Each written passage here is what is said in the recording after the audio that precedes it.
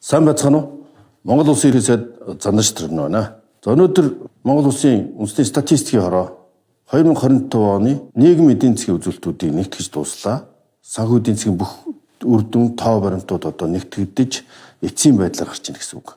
Өмнө хүлээгдэж байгаа гүйцэтгэлээр буюу тооцоолоор гарч ирсэн бол одоо яс тоо жинхэнэ гүйцэтгэл бодит тоонд гарч байна.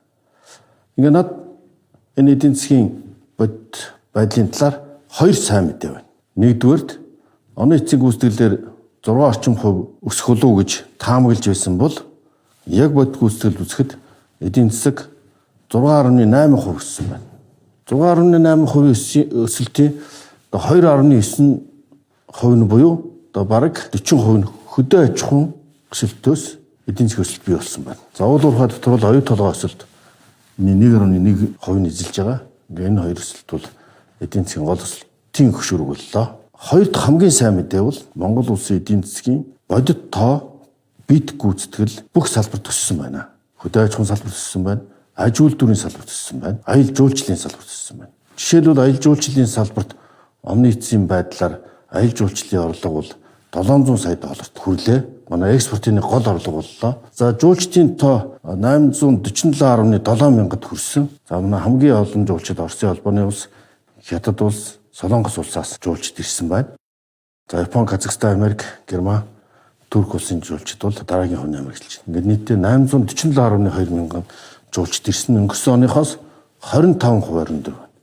Өнгөрсөн онд 727 мянган жуулчид иржсэн бол 847.2 мянган жуулчид ирж түүхэндээ дамжуулт хүрлээ. Энэний үр дүнд экспортын орлого 700 сая доллар хүрч өссөн байна. Энэ бол одоо нүдэн дүл үзэгдэх экспорт гэдэг аялал жуулчлалын салбар манай эдийн засгийн нэг чухал салбар болж өгч байгаагийн нэг том илрэл бөгөөд энэ бол ард иргэдийн орлого амжиргаанд шууд нөлөөлдөг салбар. За нүүрсний экспортын бит хэмжээ 90 сая тонн хүрч хамгийн дээд хэмжээнд хүрлээ. Нодон 83.8 сая тонн нүүрс экспортлж байсан бол 90 сая тонн нүүрс экспорттолж за Монгол улсын нийт экспортын хэмжээ 5.4 тэрбум доллар оны эхний хагас байсан бол оны эцэст 15.7 тэрбум доллар болж бараг 3 дахин өслөө. Үүний 5.8 тэрбум доллар нь нүүрсний экспорт боллоо. Мөнгөний үнгээр бол 34% буурлаа нүүрсний экспорт. За засгийн хөдрийн экспорт бол бодит хэмжээгээр 2.3 сая тонн болж ихэх өслөө. Энэ бол одоо 600 мянган тонноор өснө гэдэг бол одоо 27.8% өсөлт. За мөн экспортын дүнгээр 5.8 тэрбум доллар болж одоо бараг 2 дахин өслөө. За ингээ уул уурхайн салбар өсөхөөс гадна манай хөдөө аж ахуйн салбарын өсөлт тэр дотроо аж үйлдвэрийн салбар эрс өслөө. Үүний нэг бодит жишээ бол самсан ноолуурын экспортын бит хэмжээ 4000 тонн болж өссөн нэмэгдсэн явдал юм аа. Өмнөх оныхоос бол 4.7 дахин өслөө. 538% өссөн бэл. Самсан ноолуурын экспорт 332.5 сая долларт хүрч 3.8 дахин өслөө. Зөвхөн самсан ноолуур. Өмнө нийт ноолуурын экспорт 330 орчим сая доллар байдаг өссөн бол энэ жил самсан ноолуурын экспорт 3.8 дахин өсөж 335 сая долларын экспорт самсан ноолуур байлаа. За дараагийн шатанда одоо ээрэд утас хийгээд гарах болгонд 20-с дээш хувийн нэмэн өртгүүд шингэж Монголд ажлын байр бий болж экспортын орлого нэмэгдэнэ. Энэ бол нөгөө ухдаг ахиж ургадаггүй шаардлагаас ургадаг цагаалт гэсэн ноолуурын экспорт бол манай эдийн засгийг төрөлжүүлэхэд чухал салбар. Эдийн засаг төрөлжиж эхэлж байна гэсэн үг. Экспорт өссөн бол импорт буурлаа. Энэ бол бас нэг талаас сайн үзүүлэлт төсвийн орлогын сөргөөр нөлөөлсөн боловч нийт дүнгээр валютын гадагш хурцлах багасж байгаа учраас валютын ханш тогтворжуулахад эерэг үр дүнтэй. Энэ дотор бас нэг сайн мэдээ бол энэ 1-р сард экспорт түүхэндээ хэмжээндээ үрж 1.7 тэрбум доллар төрлөө. Ганцхан сарын дотор өнгөрсөн оны мөн үетэй харьцуулахад 700 сая доллараар илүү экспорт хийж байгаа. Энэ жилийн экспорт эдийн засгийн төлөв байдал их сайн байгаа. Гараа сайтай жил болж байна гэсэн юм бодит тоо үзүүлэлт юм аа. За төлбөрийн тэнцэл 1 тэрбум долларын ашигтай гарлаа. Энэ бол манад илүү валют үлдэж гин гэсэн үг. Энэ бол валютын нөөц нэмэгдэнэ гэсэн үг. Энэ бол валютын ханш тогтвортой байх юм баталгаа юм. Валютын ханш тогтвортой бол юмны үн өсөхгүй. Инфляц тогтворч байна. Инфляц тогтвортой бол макро эдийн засаг, иргэдийн бизнес, аж амьдралд эрг нөлөөтэй.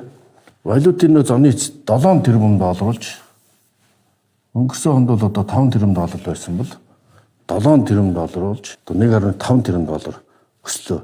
Энэ бол манай валютын нөөцийн одоо дээд төсөлт. Рекорд хэмжээнд валютын нөөцөө хоримтлуулж чадлаа. Энэ бол зарцуулагч улсаас хоримтлуулагч улс руу шилжиж байгаа юм маш сайн тохио. За эдийн засгийн бодит салбарууд өсөж байна. Энэ бол сайн эхлэлүүдийг би онцлон тэмдэглэж байна. Энэ бол дандаа ажлын байр бий болгодог бодит эдийн засгийн салбарын өсөлт, аж үйлдвэрийн салбарын өсөлт юм.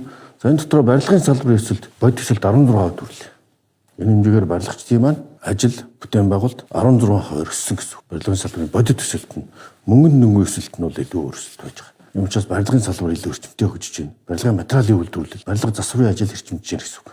За эдийн засгийн гол үзүүлэлт бол ачаа эргэлт байдаг. Ачаа эргэлт хийж яах гэдэг бол эдийн засаг эргэлдэж байна гэсэн үг. Ачаа тээвэр, ачаа эргэлт бүх төрлийн ачаа эргэлт 10% өсөж 144.5 сая тонн ачаа тээвэрлэлээ. Тээврийн салбарын бодит өсөлт 5% болж байна. Мэдээж энэ нүүрсний экспорт нэмэгдсэн, ачаа эргэлт, ачаа тээврийн хэмжээ нэмэгдсэнтэй холбоотой. Ер нь тээврийн салбарт олон асуудал байгаа хэвчлэх ёстой юм байна. За эдийн засгийн гол үзүүлэлтүүдийг энэ хүснэгтээс харж болно. Гадаад валютын нөөц түүхэндээ хэмжээндээ үрж 7 тэрбум доллар төрлөө 25 оны дүнгээр инфляцийг докторжуулж байна. За ингээд төсвийн тэнцэл зээлийн хүү бодит үйл ажиллагаанууд юм байдалтай байна. За энэ жилийн эдийн засгийн гол онцлог бол бид эдийн засгаа төрөлжүүлж аж үйлдвэрийн салбар маань бодит өсөлт гаргасан явдал юм аа. Аж үйлдвэрлэлийн салбарын нийт бүтээгдэхүүн үйлдвэрлэл 2025 онд 4.8% өслөө. Уул уурхайн салбарт бол зис, төмөр, нүүрсний, төмрийн өдрийн бит олборлолтын хэмжээ өссөн. За бас үнийн өсөлт бас болж байна л дээ. За нийт үйлдвэрлэлийн хэмжээ боловсруулах өдөр 7.2 их найдаас 8 их найд болж өссөн байна. Аж үйлдвэрийн салбарын үйлдвэрлэл 2025 онд 52.9 их найд болж өссөн нь бол өмнөх оныхоос 4.8% өссөн байна. Одоо нүүрс олборлтыг харъя. Хэдийгээр нүүрсний үн дэлхийн зах зээл дээр унж байгаа ч гэсэн 95.5 сая тоннд хүрч бодит үйлдвэрлэлийн нэмэгдлээ. Энэ хэмжээгээр нүүрсний бодит экспорт 90 сая тонн хүрсэн. Нэг сараас эхлээд ингээд өсөж явж байгаа. Өнгөрсөн оныхоос өндөр дээд хэмжээнд. За уул уурхай олборлолт 36.2%-аар зэсийн баяжмал 2.1 сая тонн зэсийг олборлож үйлдвэрлэл өслөө. Хүнсний үйлдвэрлэлийн салбар ч гэсэн их өсснийг дээр дурдсан. Энэ бол махны үйлдвэрлэл нэмэгдлээ. Махны экспорт 345 сая доллар төрсөн. Өнгөрсөн оныхоос 26% их байна. Махан бүтээгдэхүүний экспорт нэмэгдэж байна. Монгол мах дэлхийн зах зээл дээр гарч байна. Үнд хүрч байна. Бас танигдж байна. Хөдөө аж ахуйн нийт экспорт 706 сая доллар хүрч өслөө. Хоньны мааны мах, самсан ноолуур, арьс шир, боловсруулсан мах, адуу үхрийн мах, угаасан ноолуур, ноос экспортын хэмжээ нэмэгдэж байгаа. Эдийн засагт бодитолтуудыг авчирлаа. Эцэст нь дүгнээд ирэхэд Монгол улсын эдийн засагт макро эдийн засгийн байдал багтуржиж байна. Эдийн засаг төрөлжиж байна. Мэдээж энэ хөрсөн дээрээ бууж ард иргэдийн амьдралд бодит өгөөж өгөхөд тодорхой хугацаа шаардна. Гэхдээ Монголын эдийн засаг зөв зам руу орчигдож байна. Зөвхөн уул уурхай экспортоос нүүрсээс хамааралтай байсан бол бидний сэргээгддэг, нөхөн сэргээгддэг нөөц баялагуудын экспорт нэмэгдэж байна. Тухайлбал хөдөө аж ахуйн экспорт, ноос ноолуурын экспорт, махны экспорт. Энд бол олон ажлын байр бий болдог, нэмэн өртөгчин гэдэг доктортой эдийн засгийн өсөлт болдог. Аялал жуулчлалын салбар сэргэж байна. Жуулчдын тоо нэмэгдлээ. Энэ хэмжээгээр Монголоос худалдаа авах Монголын бараа бүтээгдэхүүний үл үзэгдэх экспорт бас нэмэгддэг. Ийм учраас Монголын эдийн засаг бас илүү төрөлжиж, эдийн засагт бодиттой ахиц өөрчлөлтүүд гарч байгаа нь 2025 оны үр дүн байл. Одоо эдийн засгийн өсөлтийн өргөөжийг ажил эрхлэлтээр ард иргэдэд илүү өгөөжтэй болох зорилт энэ жилийн хамгийн чухал зорилт болж байна. Элдв эрдэнэ тэмээх могоожилд эдийн засагт гарсан ирээвэр хураавар амжилтуудыг нэгтгэж тав хүндээ хүргэлээ. Энэ бол бодит эдийн засгийн тоо баримтууд, тоо худлаа элдв эрдэнэ тэмээх могоожил маань эдийн засагт бас сорилт сургамж, бас бодит үр дүнг авчирсан 1 жил болж ард үлдэж байна. Энэ эдийн засгийн тоо баримтууд үнийг өгүүлж байна. Сүрээр дарагч хэмээх гал мор жилдээ элбэг хангалуун эдийн засаг өсч үржиж айл өрх болгоны өвдөр өгөөж хүртээмжтэй болтугай гэсэн өрөөлөөр өнөөдрийн танилцуулга өндөрлөё.